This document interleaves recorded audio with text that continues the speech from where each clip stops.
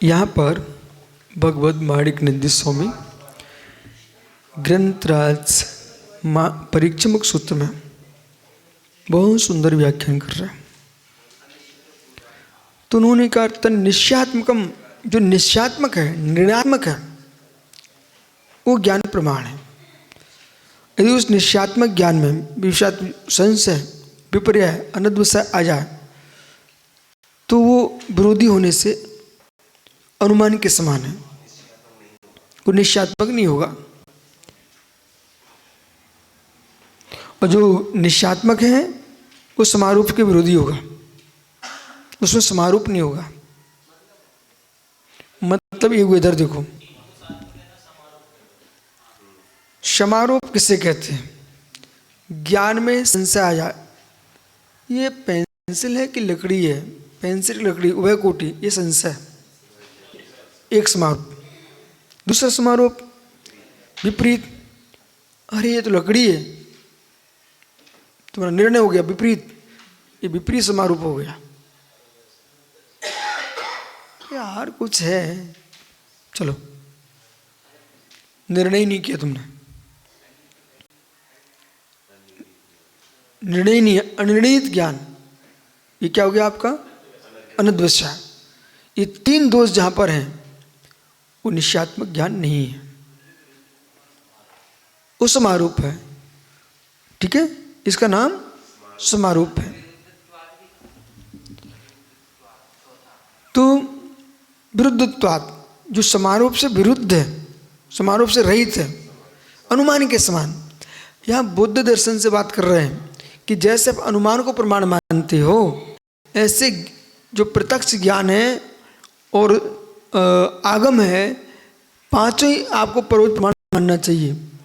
ठीक है ना, पांचों ही परोक्ष प्रमाण मानना चाहिए। पर आप पांचों को नहीं मान रहे हो और निश्चयात्मक ज्ञान को नहीं मान रहे हो, आप तो क्या हो रहे हो? प्रत्यक्ष अनुमान, दो को मान रहे हैं। प्रत्यक्ष अनुमान को मानने से काम नहीं बनेगा, ज्ञान को प्रमाण मानिए। तो ज्ञान जो है प्रत्यक्ष को भी जानता, परोक्ष को भी जानता है, तत्व को भी जानता, अतत्व को भी जानता है। आप सबको समझना चाहिए, ज्ञान के बारे में विचार करना चाहिए। पदार्थ से ज्ञान नहीं है, प्रकाश से ज्ञान नहीं है। ज्ञान अपना ज्ञान स्वभाव है आत्मा का। ज्ञान कर्ता बनता, ज्ञान कर्ण बनता, ज्ञान कर्म भी बन जाता है, और ज्ञान क्रिया भी बन जाता है, प्रमिति क्रिया। जो प्रमिति क्रिया, यही प्रमाण का फल है। दूसरा प्रश्न है, अज्ञान की निवृत्ति होना चाहिए। हान उपादान, हे उपाधि का बोध होना चाहिए, उपेक्षा आना चाहिए। ये प्रमाण का फल है, ये प्रमाण का फल है। तो फल पर विचार जाएगा तो निर्णय हो जाएगा। और जितने जितने अंश में प्रमाण में कषाय का अभाव होता जाएगा, उतना प्रमाण विशद होता जाएगा। जैसे जैसे कषाय अंश घटेगा, अश्रद्धान घटेगा, अज्ञान मिटेगा, वैसे वैसे प्रमाण में तुम्हारे अंतर आएगा। ये रहस्य है।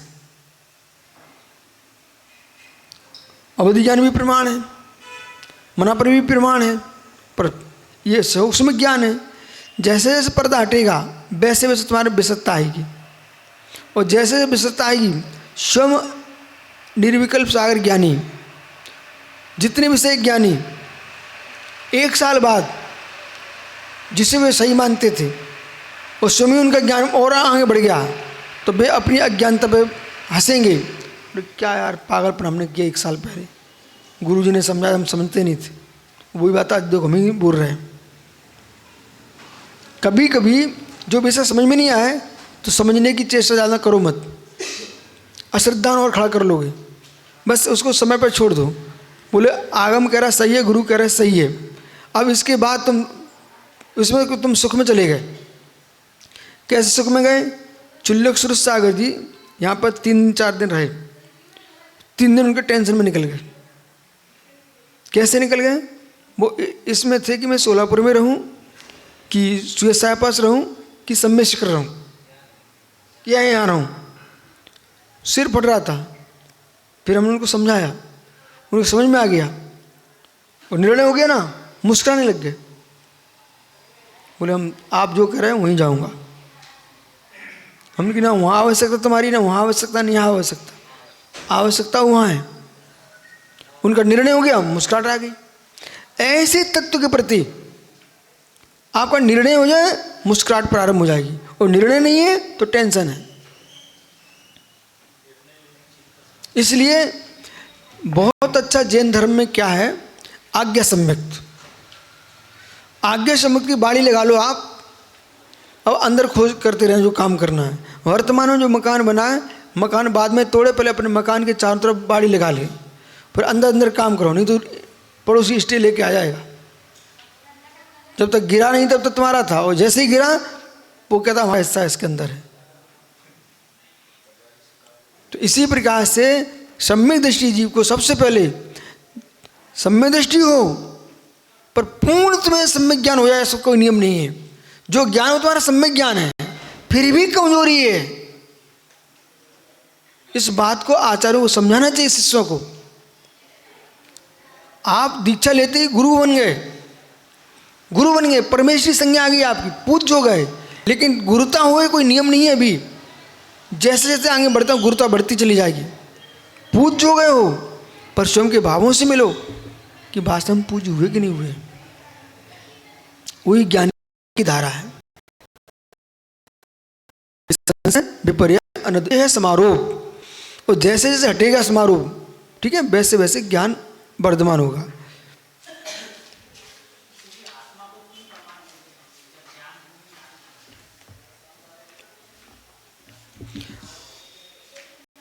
अभेद दृष्टि,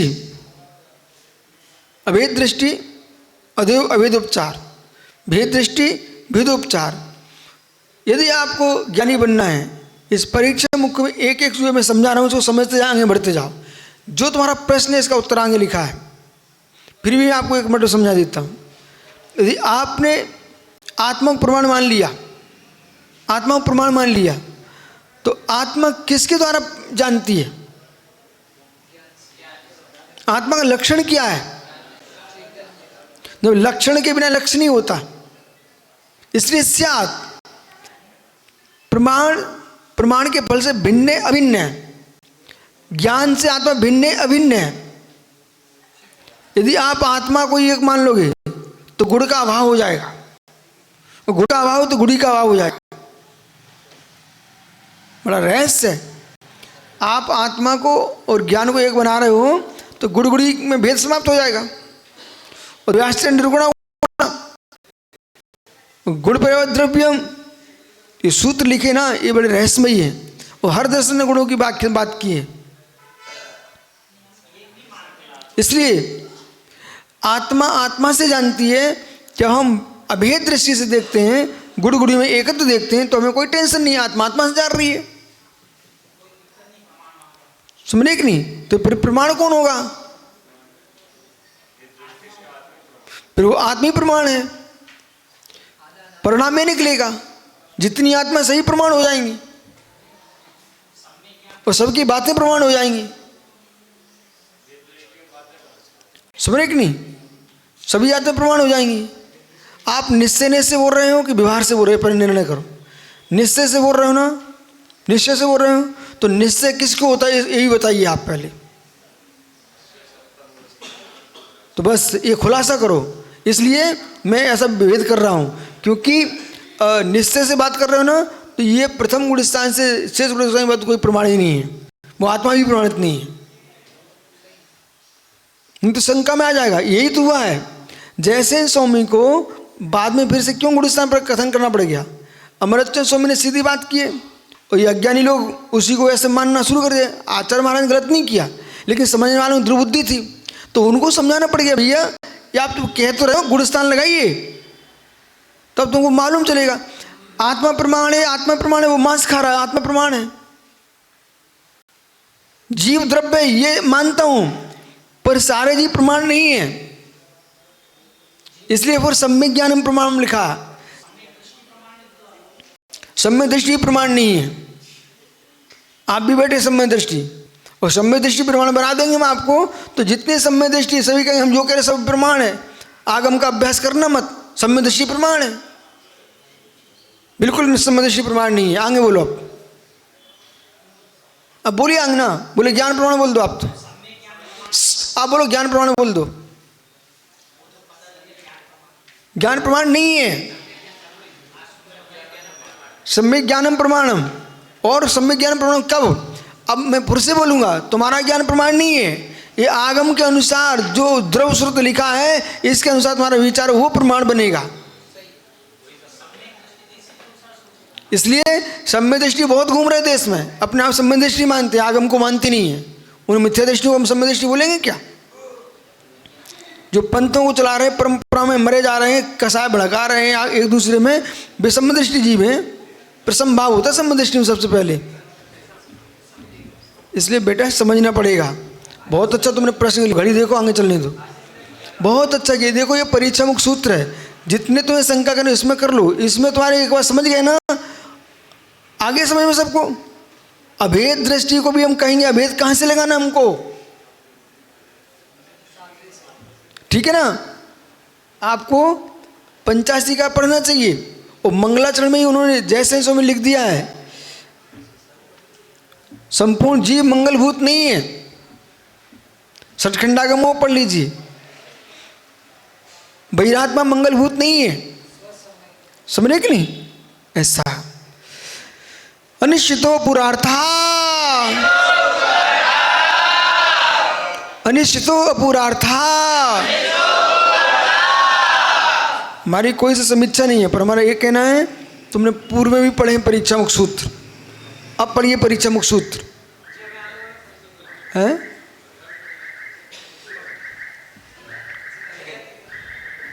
आप तो सूत्र रटो भाई, तुम सूत्र रटते चलो, समझ में आ जाएगा भविष्य में। ज़्यादा विस्तार मत करो तो उनको समझ में नहीं आ रहा है।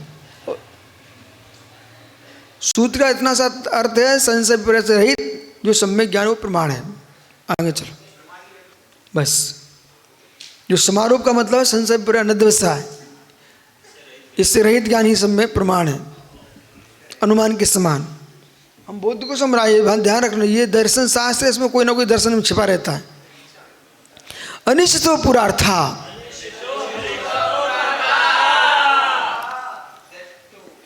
तो अनिश्चित अपुरा, जो निश्चित नहीं है वो पुरार्थ है। अपुरार्थ की परिभाषा बना रहे हैं, जिसका निश्चय न हो अपुरार्थ है। जिस पदार्थ का पहले किसी प्रमाण से निश्चय नहीं किया गया है, किसी प्रमाण से तुमने जाना नहीं है, उसे अपुरार्थ समझना चाहिए। अब समझिए आप ध्यान से, न मति ज्ञान से जाना तुमने, न श्रुति से जाना, न अवधि से जाना, मना पर केवल किसी से जाना नहीं आपने। जिसको तुमने जाना नहीं वो तुम्हारे लिए पुरार्थ है।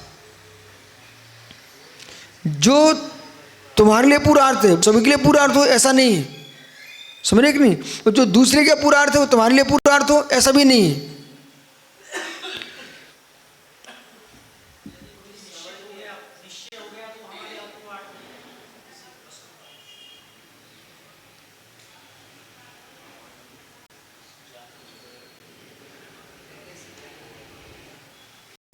जिसे तुम जान चुके हो उसमें जिज्ञासा का अभाव हो चुका होता है।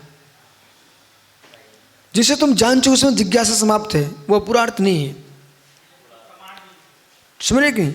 अलग समय प्रमाण कहने की आवश्यकता नहीं उसके लिए।